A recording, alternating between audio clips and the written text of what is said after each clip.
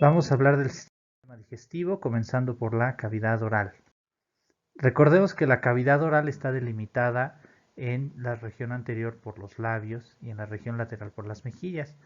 La entrada de la cavidad oral se denomina vestíbulo.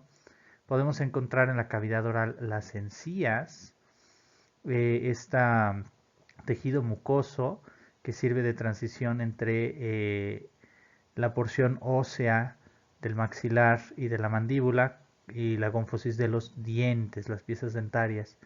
La lengua es este órgano que nos permite apreciar el sabor y que también nos permite la fonación. El piso es la base donde se encuentra en sentido superior la lengua. El paladar correspondería al techo de esta cavidad y la orofaringe a la porción posterior.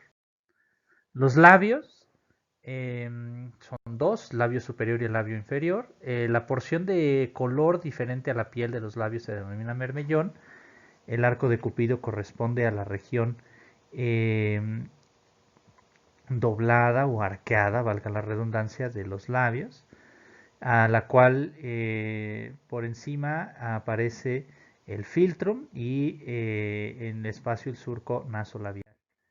El paladar se puede dividir en dos, un paladar duro, compuesto por dos huesos, el hueso maxilar y el hueso palatino, y un paladar blando, el cual está delimitado por el velo de paladar, la úvula y los pilares anterior y posterior, estos dados por la musculatura de esta región.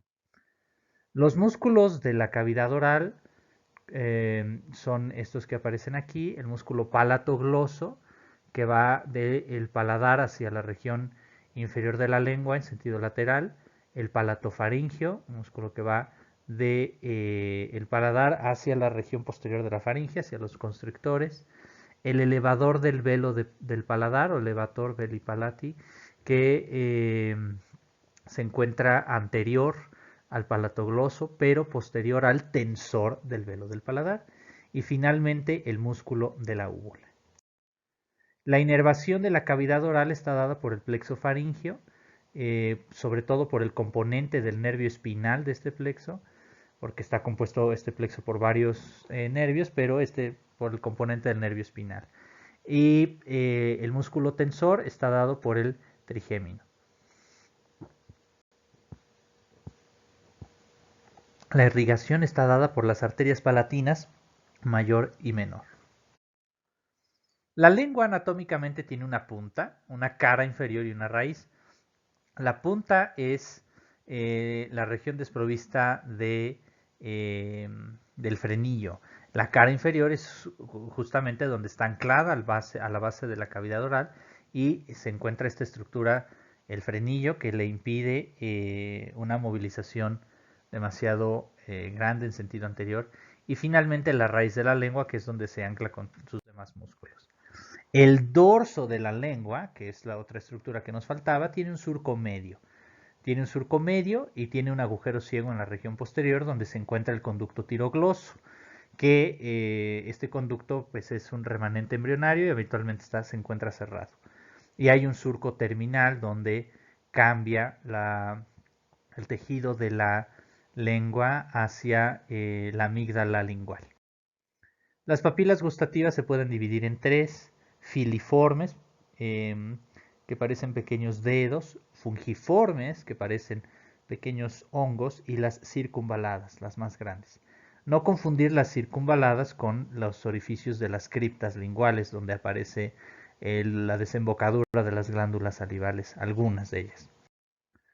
Los músculos de la lengua están inervados por el nervio hipogloso, a excepción del nervio palatogloso, que estaba inervado por el componente espinal de nuestro plexo que habíamos mencionado. Los músculos intrínsecos de la lengua son tres tipos: son fibras que transcurren en sentido transversal, longitudinal y vertical. Y adicionalmente tenemos músculos extrínsecos que nos ayudan con otro tipo de movimientos de la lengua: geniogloso, de las apófisis genianas a la lengua; hiogloso, del hioides a la lengua; estilogloso de la apófisis estiloides del hueso temporal a la lengua y el palatogloso que ya habíamos mencionado. La irrigación de la lengua está dada por la arteria lingual, que es una rama de la carótida externa, y el drenaje venoso por las venas linguales, ¿no? Además de una vena lingual profunda que también se conoce como vena ranina. La inervación de la lengua está dada en sus 2/3 anteriores en el aspecto de la sensibilidad por el nervio lingual, por el trigémino. Y el gusto está dado por el nervio cuerda del tímpano, que es una rama del nervio facial. El tercio posterior, la sensibilidad se la da el vago y el componente, perdónenme, la sensibilidad se la da el glosofaringio y el último componente visceral cercano de aquí se lo da el vago. Los dientes son estructuras pares que sirven para la maceración mecánica de los alimentos y es el primer proceso digestivo mecánico. Son dos incisivos, los dos incisivos centrales de la dentadura superior y los dos incisivos centrales de la dentadura inferior, los dos incisivos laterales de la dentadura superior y los dos de la inferior. Tenemos dos caninos superiores y dos caninos inferiores, 4 premolares superiores y 4 premolares inferiores y 6 molares superiores y 6 molares inferiores. Las glándulas salivales son también componentes muy importantes del sistema digestivo porque en esta primera etapa donde está ocurriendo una digestión mecánica, también ocurre una digestión química por la saliva. La glándula parótida es la principal glándula salival. Sus relaciones son el arco cigomático, el conducto auditivo externo, la rama ascendente de la mandíbula y el músculo esternocleidomastoideo. En su interior pasa una estructura nerviosa muy importante, la pata de ganso del nervio facial, cuyas ramas podemos ver en la imagen. También pasa cerca la arteria carótida externa y sus dos ramas terminales, la arteria temporal superficial y la arteria maxilar, junto con la vena temporal superficial y maxilar. El drenaje de la glándula parótida está dada por el conducto de Stensen o conducto parotidio, el cual desemboca en la papila parotidia en la región de los molares superiores. Y la tipo de secreción de la glándula parótida es serosa. ¿Quién inerva la parótida? Simpáticas y parasimpáticas sus fibras del nervio facial y el nervio glosofaringio. Tenemos también a la glándula submaxilar o submandibular, son sinónimos, en la cual se encuentra en el borde de la mandíbula y abraza en su región posterior al músculo miloioideo. Tiene dos porciones, un cuerpo que es inferior al miloioideo y una prolongación que es superior al miloioideo.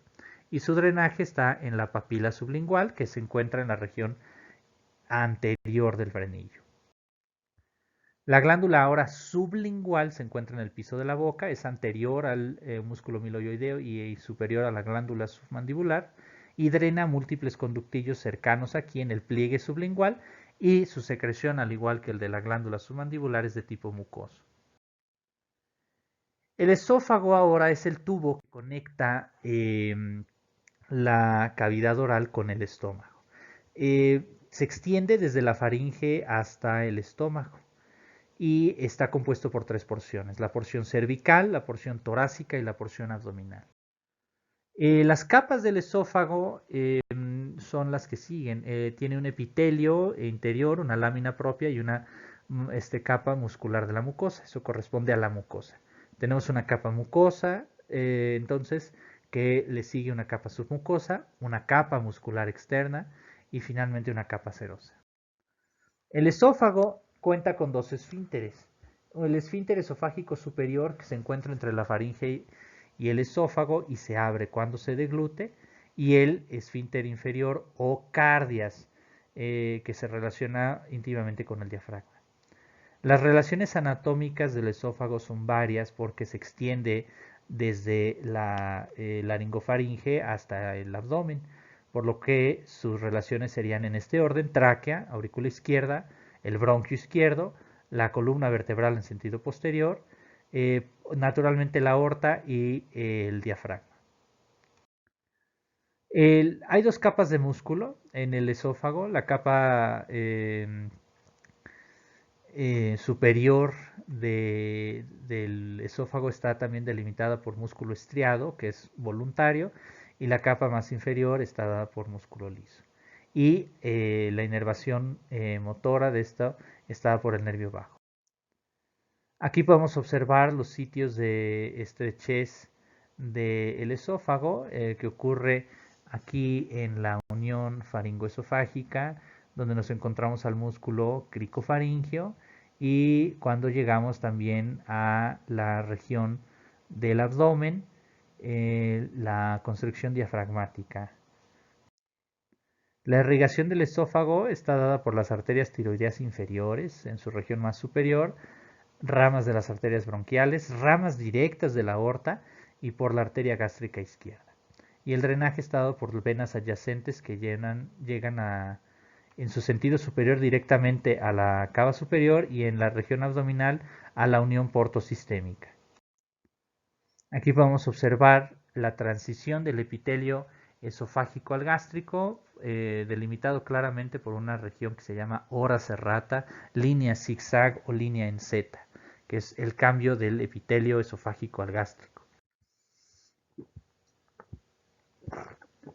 El esófago abdominal se considera inferior al orificio diafragmático, cuenta con la unión gastroesofágica que ya mencionamos y encontramos al cardias o esfínter esofágico inferior. Llegando al final del esófago nos podemos encontrar con el estómago, el cual tiene varias partes. El estómago tiene un fondo. El fondo gástrico es esta región. Para determinar el fondo gástrico podemos utilizar la escotadura cardíaca, que es la escotadura que queda entre el cardias y el estómago.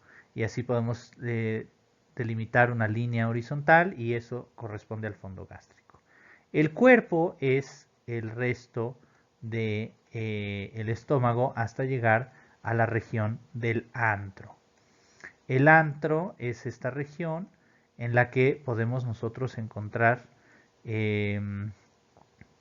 una pequeña escotadura con la cual podemos determinar las dimensiones de aquí. Encontramos la región del píloro, que es donde se encuentra el esfínter pilórico que comunica el estómago con el duodeno. El estómago tiene además dos curvaturas, una curvatura mayor, que es lateral con respecto a la línea media, y una curvatura menor, que es medial con respecto a la línea media. Tiene una pared anterior, que es todo lo que vemos en esta imagen, y tiene una pared posterior que no se puede apreciar en esta imagen. Habría que darle la vuelta. El estómago en su interior tiene mucosa, donde encontramos pliegues y glándulas numerosas, una capa submucosa, músculo y serosa. Las relaciones anatómicas del estómago son anterior con el diafragma, el hígado, la pared abdominal y el colon transverso, y adicionalmente con el epiplón mayor. Posteriormente se encuentra la glándula suprarrenal izquierda, el riñón izquierdo, el vaso, parte del páncreas, parte del mesocolon, y sus relaciones peritoneales son el ligamento gastrohepático, el ligamento gastrofrénico en su región superior y el ligamento gastroesplénico. Y si juntamos nosotros al ligamento gastrohepático con el ligamento hepatoduodenal, formamos al epiplón menor. La irrigación del estómago está dada por la arteria pilórica, que también se conoce como arteria gástrica derecha, y por la arteria coronaria estomáquica, que también se conoce como arteria gástrica izquierda. También por las gastroepiploicas o gastromentales derecha e izquierda, las arterias gástricas cortas y las ramas esofágicas y superiores de las arterias frénicas inferiores. El drenaje venoso está dado por la vena porta, por las mismas estructuras arteriales, pero venosas, las arterias gastromentales, las venas gastroepiploicas, perdón, las venas gástricas, etc. Su drenaje linfático está dado por los ganglios celíacos y su inervación está dada por el vago y por el plexo celíaco. Aquí podemos ver el interior del estómago, donde se encuentran concentrados los pliegues en la región del cuerpo del estómago. Podemos apreciar las capas de músculo que tiene el estómago en sentidos distintos. Tiene una capa externa longitudinal, una capa media circular y una capa interna oblicua. El intestino y el colon son las continuaciones de esta región. Entonces, vamos a verlas. El intestino va desde el píloro hasta la válvula ileocecal y se divide en 3 porciones, duodeno, yeyuno e ilion, aproximadamente teniendo una longitud de entre 5 y 8 metros. Su estructura global, digamos, involucra una mucosa en donde podemos encontrar vellosidades y válvulas coniventes o válvulas de Kerkring, una región submucosa donde podemos encontrar placas de Peyer y una capa muscular dividida en músculos circulares y transversales y finalmente una capa serosa externa. El duodeno, la primera porción del intestino, mide aproximadamente 25 a 30 centímetros o lo que es lo mismo 12 dedos, de ahí viene su nombre, duodeno. Tiene 4 porciones, un bulbo duodenal, una región prerrenal o descendente, una región horizontal y una región ascendente. Estas porciones también las pueden encontrar como primera, segunda, tercera y cuarta porción del duodeno. Sus relaciones anatómicas consisten en el hígado, la vesícula biliar, al igual que el conducto colédoco, el páncreas, la vena porta, el riñón derecho, los vasos renales la vena cava inferior y finalmente la aorta junto con la arteria mesentérica superior. Las relaciones peritoneales, su primera porción es relativamente móvil, unida al hígado por el ligamento hepatoduodenal y el resto es retroperitoneal, teniendo solo peritoneo en la región anterior. La segunda porción del duodeno es relevante porque contiene a la papila duodenal, una estructura que se encuentra aproximadamente a 7 centímetros del píloro, y en esta región desemboca el conducto colédoco y el conducto pancreático principal o de Wirsung. Esta región se puede denominar el ámpula de Vater y está determinada su secreción por el esfínter hepatopancreático o esfínter de Oddi.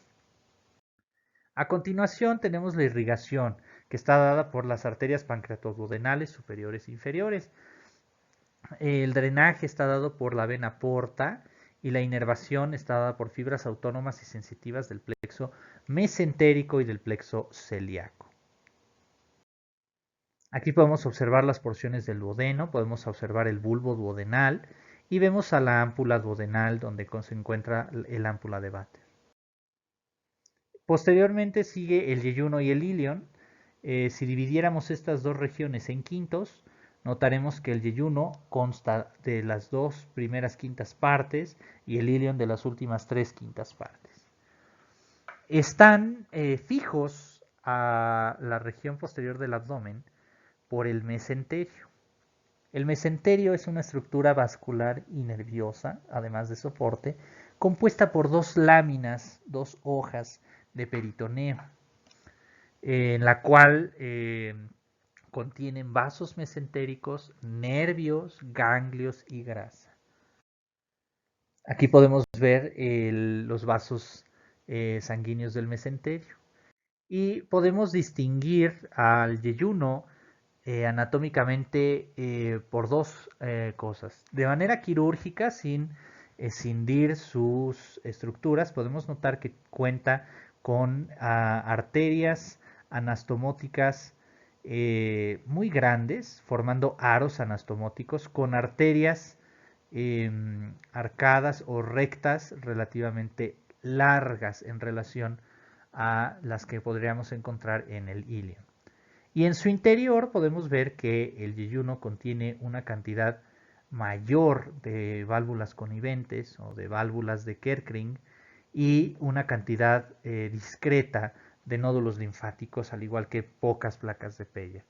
Y en el ilion tenemos la completo opuesto en su interior. En su mucosa hay pocas válvulas coniventes, hay muchos nódulos linfáticos y hay un número abundante de placas de Peyer.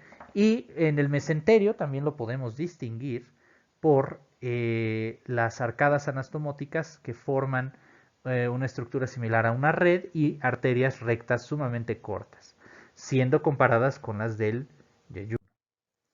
Podemos verlo aquí, podemos ver en esta imagen cómo las arterias anastomóticas que se están aproximando al ilion forman una estructura de red y tienen arterias arcadas cortas, mientras que las del yeyuno forman solo forma de horquilla con arterias rectas muy largas.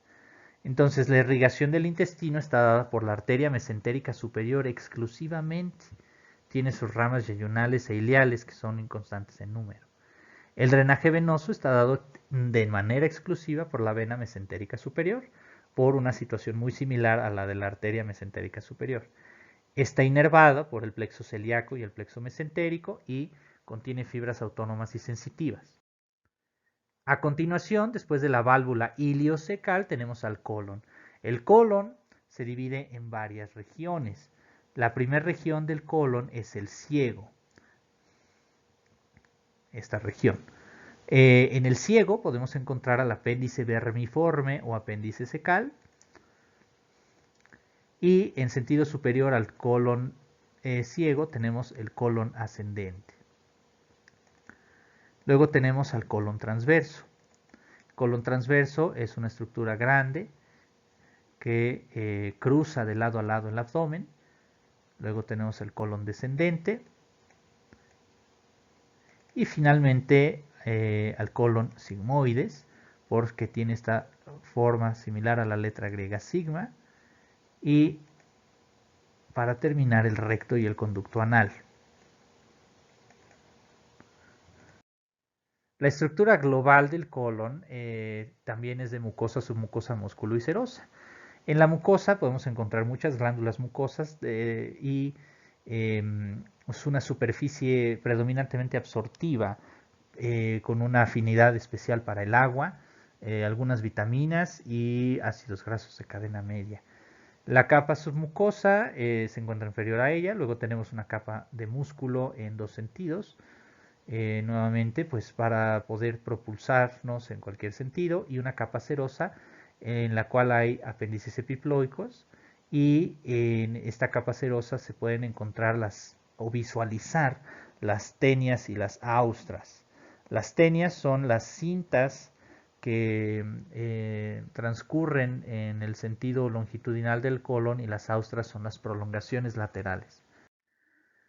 En el ciego encontramos a la válvula iliocecal. La válvula iliocecal aquí está, la he coloreado de verde, ahora la voy a circular en negro.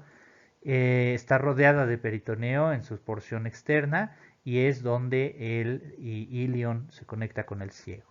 Inferior al ciego también encontramos al apéndice, este órgano linfoide de aproximadamente 10 centímetros de longitud con una posición variable e irrigado por la arteria pendicular, rama de la arteria iliocólica, rama de la arteria mesentérica superior. El colon ascendente cuenta con el ángulo cólico derecho o ángulo hepático o flexura cólica derecha o flexura hepática. Está desprovista de mesocolon. El colon transverso está lleno de mesocolon transverso, o mejor dicho, rodeado. El colon descendente cuenta ahora con un ángulo esplénico o ángulo cólico izquierdo o flexura esplénica o flexura cólica izquierda, y al igual que el ascendente está desprovisto de mesocolon. Y finalmente el colon sigmoides se encuentra en una posición pélvica y tiene su propio mesocolon. Está irrigado por la arteria mesentérica superior hasta el ángulo cólico izquierdo, por la iliocólica, la cólica derecha y la cólica media. Y la mesentérica inferior irriga desde el ángulo cólico izquierdo hacia el recto, con sus ramas cólica izquierda, sigmoideas y rectales superiores. Aquí podemos apreciar un poco el mesoapéndice, que es esta región mesentérica donde se contiene la arteria apendicular. Y vamos a ver un poquito del drenaje venoso. El drenaje venoso está dado por ambas venas mesentéricas, por estructuras venosas similares a sus arteriales, inervado por el plexo celíaco, por el plexo mesentérico superior e inferior y por fibras autónomas y sensitivas. El hígado y las vías biliares. A continuación, el hígado es una glándula que puede pesar entre 1000 y 3000 gramos, es bastante grande, tiene muchas funciones, incluida una función exócrina, que es la producción de bilis, una función metabólica para la mayoría de los alimentos y sustancias que ingerimos, una función de coagulación y hematopoiesis y de almacenamiento energético en forma de glucógeno. Anatómicamente, el hígado tiene dos caras. Una cara superior, la denominada diafragmática, y una cara inferior, denominada visceral. Se encuentra en esta región la porta hepatis, el hilio hepático, el cual está compuesto por los conductos biliares, la vena porta y las arterias hepáticas. El hígado tiene dos lóbulos hepáticos grandes, derecho e izquierdo, delimitados por el ligamento falciforme, al cual se extiende el ligamento redondo, que solía ser la vena umbilical. Dentro del lóbulo hepático derecho encontramos dos pequeños lóbulos, el lóbulo cuadrado y el lóbulo caudado. El lóbulo cuadrado está delimitado por la vesícula y el conducto cístico, la porta hepatis y el ligamento redondo. Y el lóbulo caudado está delimitado por la vena cava inferior, en sentido superior por la porta hepatis y en sentido lateral por el ligamento falciforme. El hígado está dividido en segmentos. Son 4 segmentos por lóbulo, los cuales no están separados por septos. Son divisiones predominantemente vasculares. Las relaciones anatómicas del hígado se dan por el diafragma, la pared abdominal, la glándula suprarrenal derecha, el riñón derecho, el estómago, el duodeno y el colon. Y en esta imagen encontramos al triángulo cistohepático o triángulo de Calot, el cual nos sirve de referencia quirúrgica para encontrar la arteria cística, el cual está delimitado por el conducto hepático, la glándula hepática y el conducto cístico. Las relaciones peritoneales del hígado se relaciona con el ligamento coronario, que es el ligamento que está en la región superior que lo une con el diafragma, algunos ligamentos triangulares en las regiones laterales, el ligamento falciforme, del cual sale el ligamento redondo, que solía ser la vena umbilical, el ligamento gastrohepático y el hepatoduodenal. Estos dos últimos conforman al epiplón mayor. Al epiplón menor, una disculpa. La irrigación técnicamente está dada por la arteria hepática, pero también por la vena porta, por el sistema portosistémico, ¿no? Y el drenaje venoso está dado por las 3 venas hepáticas, izquierda, media y derecha, las cuales desembocan a la vena cava inferior. El drenaje linfático del hígado está dado por ganglios celíacos, torácicos, y es un sitio frecuente de metástasis, por lo cual su relevancia clínica aumenta en el abordaje de los pacientes con cáncer. Inervado por el plexo hepático, predominantemente su cápsula, por fibras autónomas y sensitivas. La vía biliar está compuesta de los conductos hepáticos derecho e izquierdo, los cuales se juntan para formar un conducto hepático común. La vesícula biliar, este gran reservorio que ahorita vemos a detalle, se conecta con el conducto hepático común a través del conducto cístico. Y una vez que esto ha ocurrido, el conducto ahora se denomina conducto colédoco.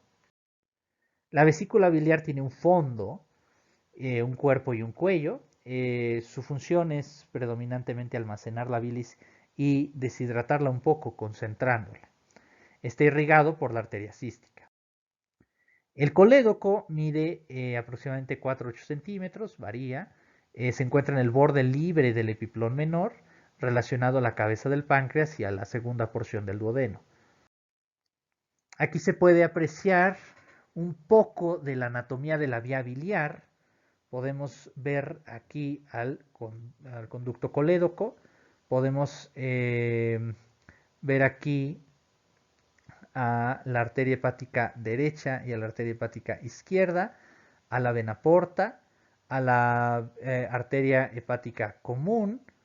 Entonces esta sería la arteria hepática propia, y aquí tenemos a una arteria gastroduodenal, ¿no?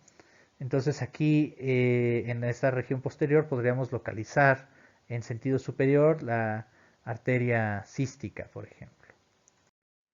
El páncreas ahora. El páncreas tiene una función glandular, predominantemente dividido en exócrino y endocrino. La secreción exócrina se encarga de la secreción de enzimas pancreáticas digestivas, y la endocrina predominantemente insulina y glucagón. La cabeza del páncreas es la región relacionada al duodeno de manera más íntima, en la cual también se relaciona con el colédoco y el proceso uncinado, visible aquí. Tiene un cuello, el páncreas, el cual se relaciona a la vena porta y un poco a la vena cava inferior. Cuenta también con un cuerpo, el cual tiene 3 caras, anterior, posterior e inferior, por lo que en sentido lateral el páncreas se ve como un triángulo. Y finalmente, la cola del páncreas relacionada al vaso y al ligamento espleno-renal. Las relaciones anatómicas del páncreas están dadas por el estómago, colon transverso, cava inferior, tronco celíaco, arteria esplénica, vasos renales, vena porta, vena esplénica, riñón izquierdo y vaso. Es un órgano bastante extenso, el cual se relaciona con bastantes estructuras. Es un órgano retroperitoneal por excelencia y se encuentra en la denominada transcavidad de los epiplones. Tiene 2 conductos a la mayoría de las veces. Un conducto pancreático principal, denominado conducto de Wirsung, y un conducto pancreático accesorio o conducto de Santorini. Está irrigado por las arterias pancreatoduodenales y la arteria esplénica, específicamente por sus ramas pancreática mayor, pancreática dorsal, pancreática inferior. El drenaje linfático está dado por ganglios esplénicos, gástricos, mesentéricos y celíacos, e inervado de manera autónoma por el plexo celíaco. Y para terminar con el sistema digestivo, vamos a comentar acerca del recto y el conducto anal. El recto se encuentra entre el sigmoides y el conducto anal, mide más o menos 15 centímetros, tiene una dilatación denominada ampolla rectal. En su interior contiene pliegues semilunares similares a las válvulas coniventes y no tiene ni mesocolon ni austras. Se relaciona anatómicamente con el sacro, el coxis, el diafragma pélvico, en los hombres con la vejiga y la próstata, al igual que las vesículas seminales, y en las mujeres solo con el útero y la vagina. El peritoneo solo se encuentra en su porción superior. Aquí podemos ver cómo la hoja posterior del peritoneo desciende, cubre la porción anterior y vuelve a bajar en la porción anterior, formando un fondo de saco. En las mujeres, este fondo de saco se conoce como fondo de saco recto uterino o fondo de saco de Douglas, y en los hombres es el fondo de saco recto vesical. El conducto anal va desde el diafragma pélvico al ano. Es la porción terminal del tubo digestivo y mide alrededor de 3 centímetros. En su superficie interna podemos ver las columnas anales o válvulas de Morgani, y esto nos divide en una llamada línea pectínea, la cual es el borde del ano. Tiene una capa epitelial mucosa y de piel llamada anodermo. Tiene una capa submucosa y una capa muscular donde se encuentra el esfínter anal interno y externo. El esfínter anal externo está inervado por el nervio sacro número 4, es músculo estriado y su contracción es voluntaria, por lo cual el esfínter anal externo nos da la continencia fecal. Y el esfínter anal interno está inervado por fibras simpáticas, músculo liso y es involuntario. La irrigación está dada por las arterias hemorroidales, superior, media e inferior, al igual que la sacra media. Son ramas de la mesentérica inferior o directas de la aorta, específicamente la sacra media, que es rama directa de la aorta. El drenaje venoso es especial. Las venas hemorroidales superiores se conectan al sistema porta, son superiores a la línea pectínea y se encuentran en el plexo submucoso, mientras que las venas hemorroidales medias e inferiores tienen válvulas, son inferiores a la línea pectínea y desembocan en las venas ilíacas internas, las cuales desembocan al sistema de la vena cava inferior. El drenaje linfático del recto y el conducto anal está dado por ganglios mesentéricos superiores, ilíacos internos y ganglios inguinales. La inervación, plexos hemorroidales y nervios pudendros, con los tres componentes autónomas, sensitivas y motoras.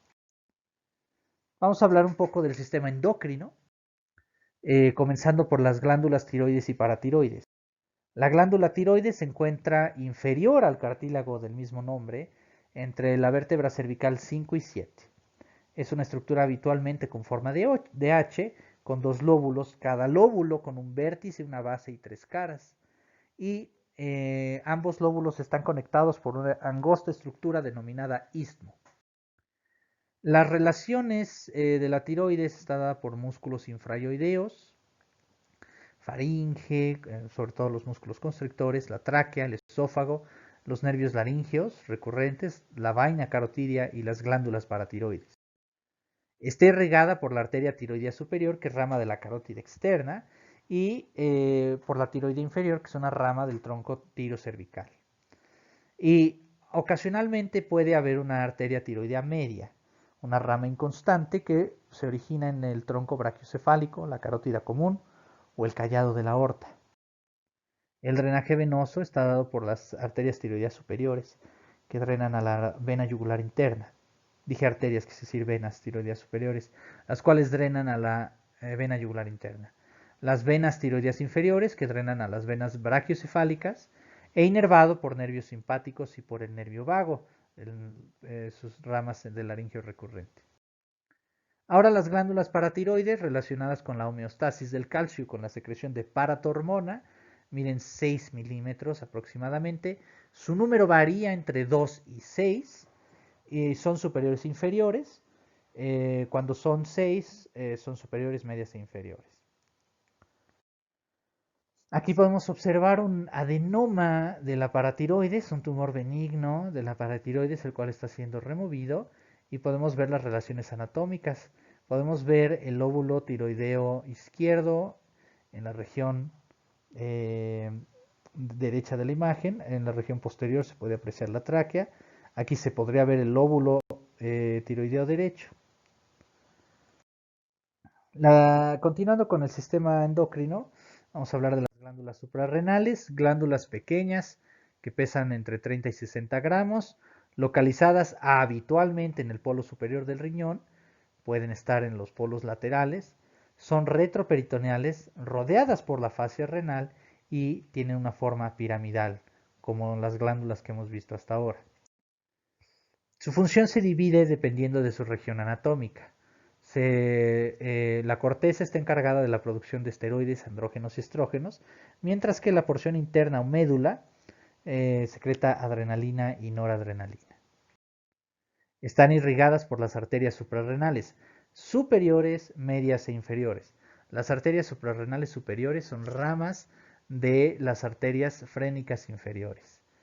Las arterias suprarrenales medias son ramas directas de la aorta y las arterias suprarrenales inferiores habitualmente son ramas de las arterias renales. El drenaje venoso está dado por una única vena suprarrenal, las cuales drenan a las venas renales. La inervación de estas glándulas está dada por el plexo celíaco, los nervios esplácnicos relacionados y fibras simpáticas. Y para terminar, unas cuantas generalidades del sistema linfático. Los vasos linfáticos transportan linfa, tienen paredes delgadas y poseen válvulas y acompañan a las venas. El tejido linfático contiene linfocitos predominantemente y se localiza en muchas regiones: ganglios, mucosas, timo, vaso, médula ósea. Los vasos linfáticos drenan su contenido de líquido linfático a las venas subclavias. El conducto torácico es el vaso linfático más grande. Se extiende desde la segunda vértebra lumbar hasta la vértebra cervical número 7. Es sumamente largo y se encarga del drenaje de el líquido linfático de todas las regiones del cuerpo del lado izquierdo, incluido el miembro superior izquierdo, el miembro inferior izquierdo y derecho, todo el abdomen, la mitad izquierda de la cabeza y del cuello y del tórax. Surge de la confluencia de los troncos lumbares y su base se encuentra una estructura llamada cisterna del Kilo o cisterna de Paquet. Aquí podemos ver la división del drenaje de los vasos linfáticos. El conducto torácico, entonces decía yo, drena el líquido linfático de la mitad izquierda de la cabeza y el cuello, el miembro superior, la región izquierda del cuello, incluida el corazón, todo el abdomen y ambos miembros pélvicos. Mientras que el conducto linfático derecho está formado por el tronco yugular subclavio y mediastínico, drenando a la subclavia y llevándose el líquido linfático de exclusivamente el miembro superior derecho, la región derecha del tórax, exceptuando al corazón, la región derecha del cuello y de la cabeza. Aquí podemos apreciar las estructuras linfáticas y podemos ver las áreas anatómicas donde se puede encontrar tejido linfoide. Las amígdalas, el timo, los ganglios cervicales, los ganglios axilares y pectorales, epitroclares y braquiales, ganglios inguinales, popliteos. También se encuentran en el vaso, placas de Peyer, apéndice cecal, etc. El timo es una estructura muy similar a la glándula tiroides, pero su función se involucra con la maduración de los linfocitos e involuciona durante la pubertad. Sus arterias tímicas, que provienen de las arterias bronquiales, se involucionan y convierten en ligamentos. Anatómicamente el timo tiene dos lóbulos, un istmo grande y cada lóbulo tiene un vértice y una base junto con un cuerpo. El vaso es un órgano linfoide muy importante porque tiene una función hematopoyética y linfática.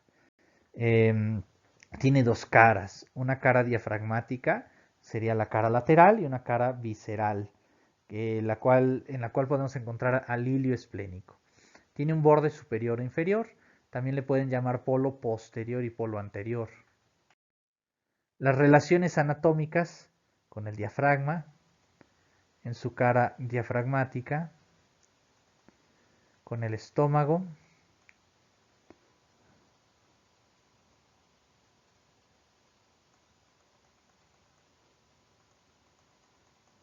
con el riñón izquierdo,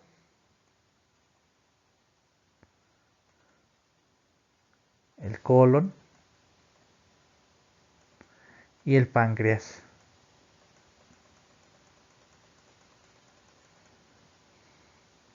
Todo esto es en la cara visceral.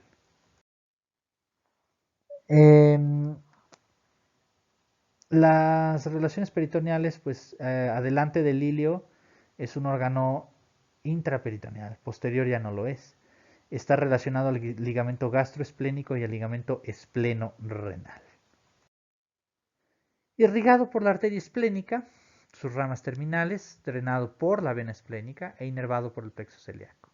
En su interior podemos distinguir una pulpa roja y una pulpa blanca, las cuales corresponden al tejido hemático y linfático, respectivamente.